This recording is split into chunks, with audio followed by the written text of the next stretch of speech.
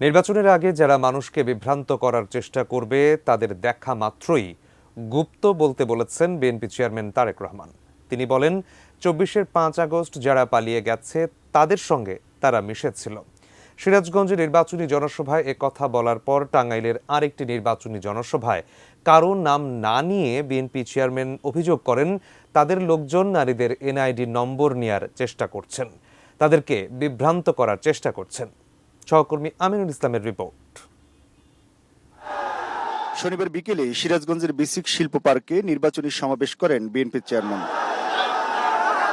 জনসভায় তারেক রহমান বলেন, পলাতক স্বৈরাচার ভোটের অধিকার কেড়ে নিয়েছিল, সেই অধিকারকে ফিরিয়ে আনতে ধানের শীষে ভোট চাইলেন তিনি। গত 16 বছর ধরে আমাদের যে সকল ভাই বোনেরা নিজের জীবন উৎসর্গ করে দিয়েছে এই দেশের মানুষের অধিকার প্রতিষ্ঠা করার জন্য, সেই অধিকারকে আবার যেন ষড়যন্ত্র করে কেউ স্তব্ধ করে দিতে না পারে, ছিনিয়ে নিয়ে নিতে না পারে।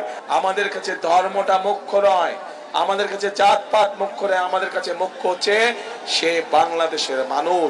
তারেক রহমান বলেন, বিএনপি এখন একমাত্র দল যাদের দেশ পরিচালনার অভিজ্ঞতা আছে। বিএনপি ছাড়া এই মুহূর্তে বাংলাদেশকে সঠিকভাবে পরিচালনা করতে পারে অভিজ্ঞতা সম্পন্ন এরকম কোন রাজনৈতিক দল নেই। নতুন বাংলাদেশ গড়তে এলো জুলফিকার স্টিল। জুলফিকার স্টিল, ইস্পাত দৃঢ় অঙ্গীকার। মানুষ তার উপরেই ভরসা করে যার অভিজ্ঞতা আছে, মানুষ তার উপরেই ভরসা করে যার উপরে ভরসা করা যেতে পারে। সিরাজগঞ্জের শিল্প পার্কের এই সমাবেশেও বিএনপি চেয়ারম্যান তারেক রহমান জনগণের কাছে ভোট চাইলেন, বললেন ক্ষমতায় গেলে তারা মানুষের জন্যই কাজ করবেন।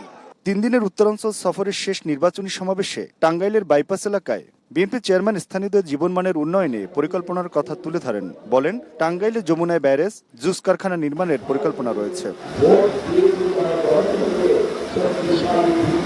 এই সমাবেশেও তারেক রহমান কোনো মহল নির্বাচনকে বাধাগ্রস্ত করার ষড়যন্ত্র করছে অভিযোগ করে জনগণকে সতর্ক থাকার আহ্বান জানান।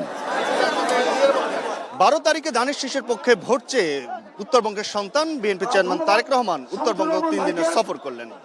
এই সফরে তিনি বললেন, যদি তাদেরকে সরকার গঠনের সুযোগ দেওয়া হয় তাহলে তারা জনগণের জন্য কাজ করবেন এবং একই সঙ্গে ভোটারদের ভোট পাহারা দেওয়ার জন্য আহ্বান জানালেন। সিরাজগঞ্জের শিল্প পার্ক থেকে আমিনুল ইসলাম, ATN নিউজ।